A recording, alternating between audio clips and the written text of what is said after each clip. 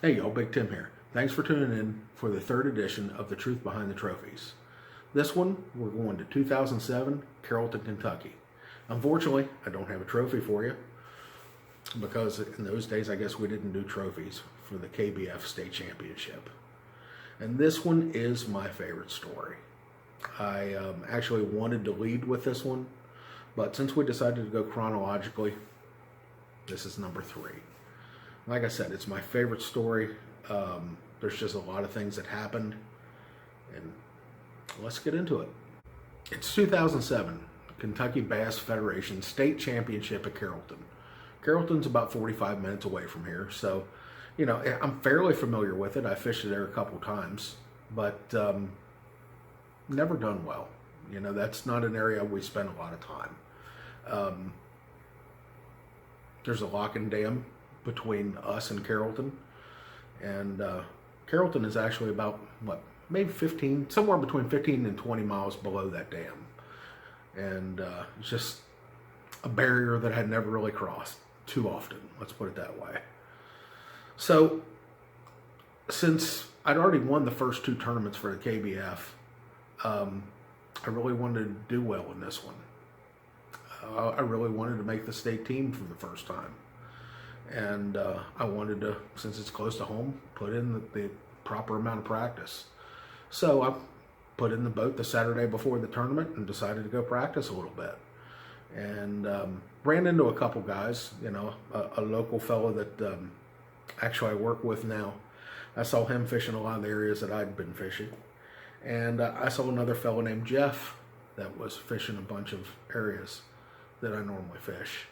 And Jeff and I had a little conversation and come to find out that his little club, granted it is a small club, but 10 or 15 guys, they were having a little tournament out of Sugar Creek. And these guys are really good anglers. So I figured they're going to be fishing a lot of the areas that I'm familiar with on Saturday. And I tried a lot of main river stuff, particularly above Big Bone Creek. And you know, had a few fish, but nothing to write home about.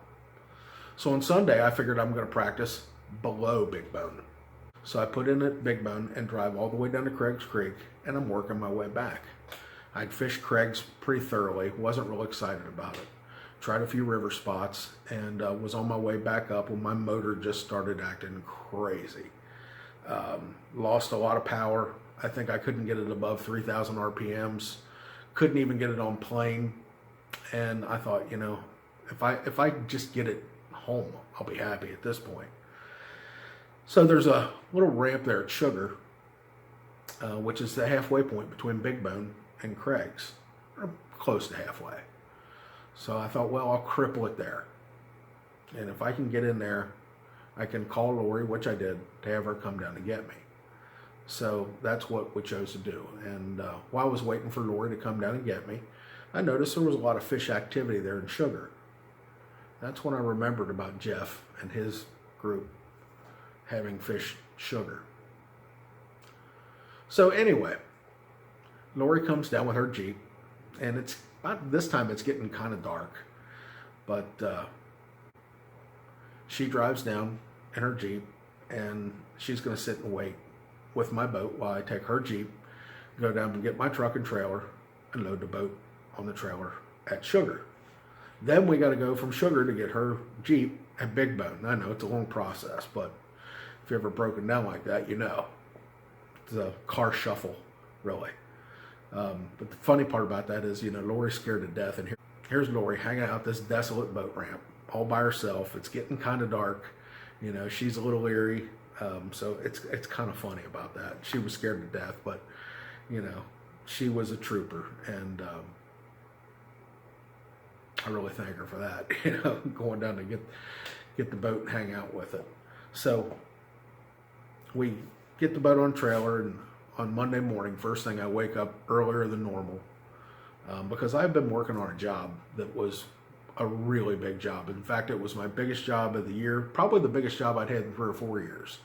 This job was going to make my year, you know, it was so big, but I had to get up earlier than normal so that I could take my boat up to the dealership to get it taken care of. Now, this is before the old Triton behind me. You know, I used to run a Ranger. Not going to talk about what kind of motor I had on it, but that motor was blown. So I had to get it up to the service center to get it taken care of. So I drove it up there, which is like 45 miles north of the house. And it's a lot easier to drive it early in the morning before the real business traffic gets out. So I got it up there right at the time they opened and talked to the guy that the service manager, and he was real iffy about whether or not we'd be able to get it taken care of by Friday. And I told him, I said, man, I've got a state championship. But, you know, and I do like this about this particular service manager. You know, he wasn't going to sugarcoat anything. He was going to tell you like it is. And he says, I don't know, I don't think we'll be able to get it for you. So I really didn't know what I was going to do, and I didn't really have time to worry about it. I had to get to that job. So as I'm walking out the door, I run into the manager of the boat dealership there, and he'd always kind of taken a shine to me. His name was Bruce. And Bruce was a super, super guy. He always treated me well.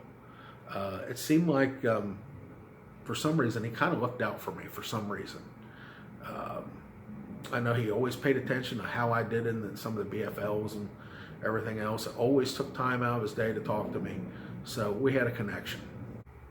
So old Bruce tells me not to worry about it. We'll figure something out. He'll get me taken care of. I was like, okay, great, man. That's awesome. I don't know if that meant he was going to get me fixed, whether he was going to lend me a boat or what, but I felt good about that. So on Tuesday, I'm working on this job. And I get to a point where I can't go any further. There's some other construction that's going on that's kind of preventing me from doing what I need to do. I get a phone call from a friend of mine named Richie. And I know a lot of you guys know who Richie is, but you know, I don't use anybody's last name in these videos because I don't know who wants known and who doesn't. But anyway, I get a phone call from Richie about 11:30. Hey, what are you doing? It's the way he always starts his phone call. I said, man, I'm working this job. And get ready to go do a couple other little minor things. And he says, well, you want to go fishing? And this is odd because, like I said, I don't know that I've ever even spoken to Richie on the phone before this. And to have him call me out of the blue and want to go fishing, I thought something's up. I said, so do you know about my boat? I asked him, do you know that my motor blew up? He had no idea that my motor had blown up. He had no idea that I had a state championship this coming weekend. He had no idea that I didn't have a boat. So he says, well, let's go fishing. Is there anywhere you want to go? I said, well, I got a couple areas I'd like to go practice for that KBF. Richie was like, come on, let's do it. So we met at Big Bone about 2 o'clock in the afternoon, and Richie took me wherever I wanted to go. And the first place I wanted to go, because I remembered seeing some of that activity there in Sugar, was there. Go to Sugar. And Richie and I did very well. I wish we hadn't stuck all the fish we did, but we had no idea we were going to catch the ones that we did catch. I mean, between the two of us, we had one of the best bags I could remember ever seeing on the river. We were really catching good quality fish and quite a few. After a while, I was like, hey, Richie, we need to quit this. Let it go. Let's move on. Let's go somewhere else. So we tried a couple other places, but we didn't do as well as we did there in Sugar. Now, it's funny because, like I said, I've fished Sugar before when I was a kid. Never really done all that well. In fact, I'd written it off as an adult. In fact, it's funny because Sugar really hasn't done much for me since. But for this tournament, I went into it thinking Sugar was my main area. So I went on the rest of the week and worked Wednesday and Thursday. And about Thursday at 2 o'clock, I get a phone call from Bruce and says, hey, your boat is finished. I'm like, what? How is my boat finished? He said, well, you had a blown power head, and we just replaced the whole power head, and it's all under warranty. You don't have to worry about anything, but you do have to make sure you break it in. So, no problem. I finished up my job, and I left, I don't know, a little earlier than I normally would.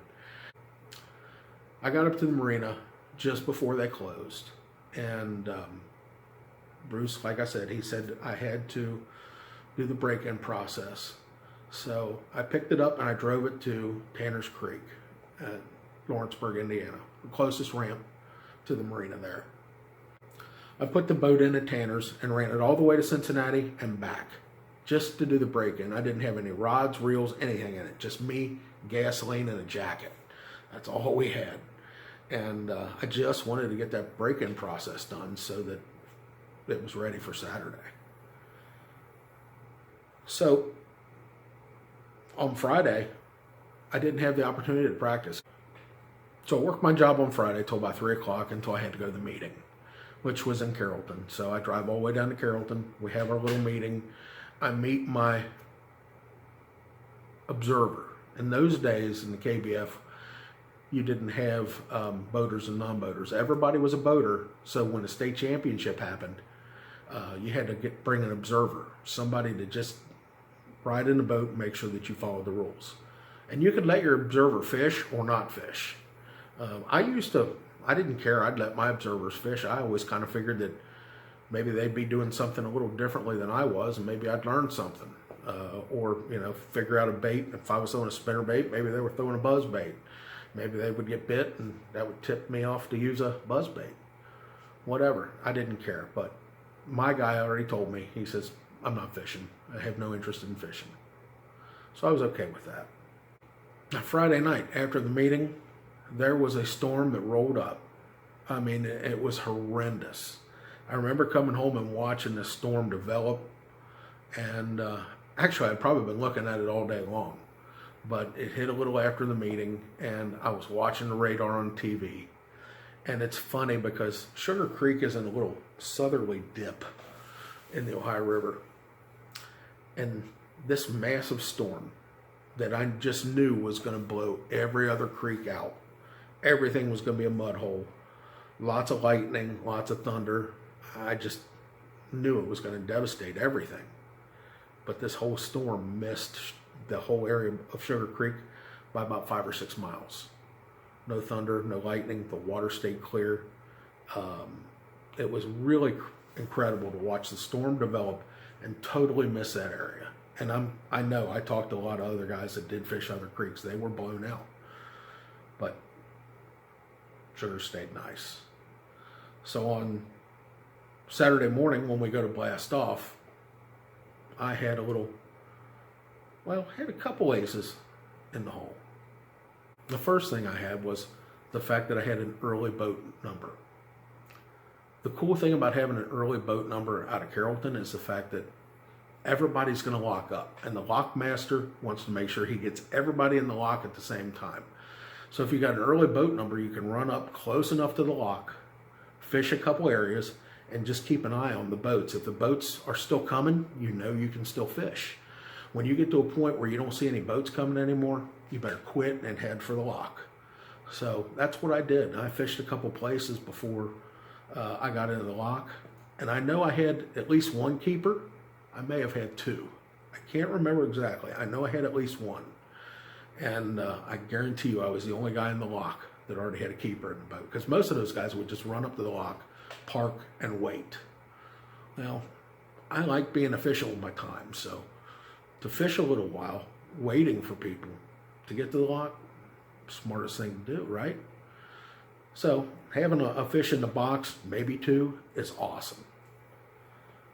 So as we're locking up, I'm feeling pretty good. I got fish in the box, man. I know nobody else does. And then they open the locks. After we've raised up, they raise the locks, and everybody's heading out. People are passing me right and left. My little boat only had a 200 horsepower at that time. There was a lot of guys that had 225s and 250s, and they were passing me pretty good. So I decided I was going to be the guy to cut corners. I know where I can cut corners on this Ohio River, And we're headed for Sugar, my creek that I'm going to fish. And one of the other guys who I actually know very well was headed in the same place. And he actually got me on the angle because I was on the inside and he kind of cut inside. I thought, oh man, he's going to blow me out. I'm not going to be able to fish my area. He's going to get in there before me. But little did I know he was going straight to the back. And so I set it down at the mouth of the creek, and I guess his wake activated a frenzy. I actually had some jumps happening right there at the mouth of the creek. There were at least 3 or 4 fish in the jumps. I did get to catch one. I got to catch one of the keeper Kentuckys on Rico.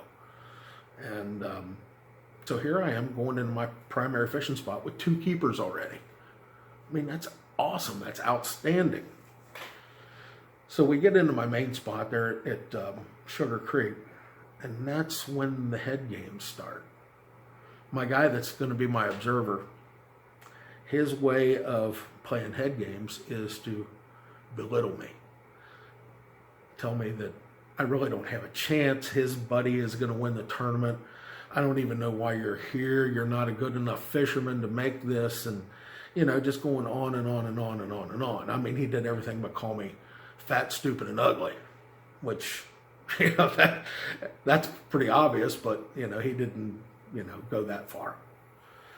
And I'll be honest with you, it really didn't bother me. I just kind of chuckled and thought it was fun.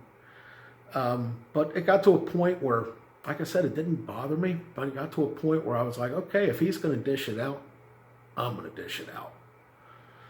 And I will say sometimes maybe I get a little too personal. I probably did cross a line here or there. But it did quiet him up. But I used that as motivation. It was fuel for me. It actually made me feel good. And I caught quite a few fish and called a couple.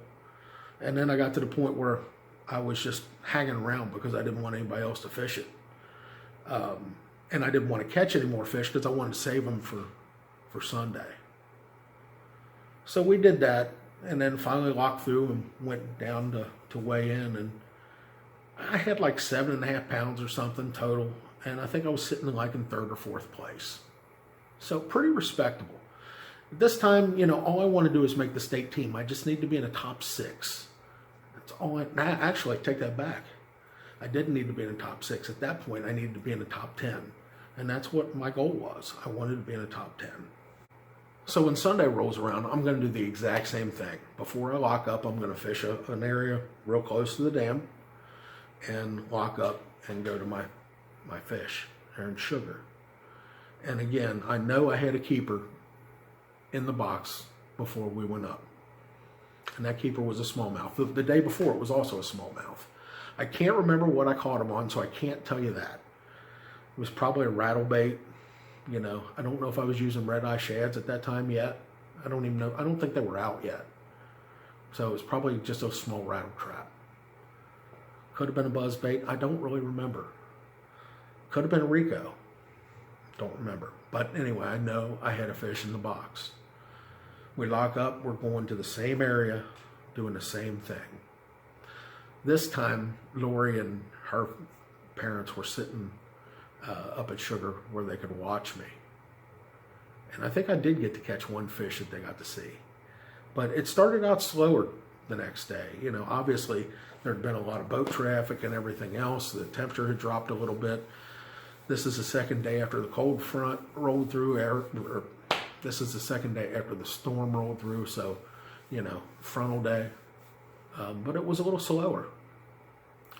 So I fished and fished, and I did catch my biggest fish of the tournament in inches of water, which really surprised me. But later on the day, I did not have a limit. I think I had 4 fish. So I started throwing shaky head.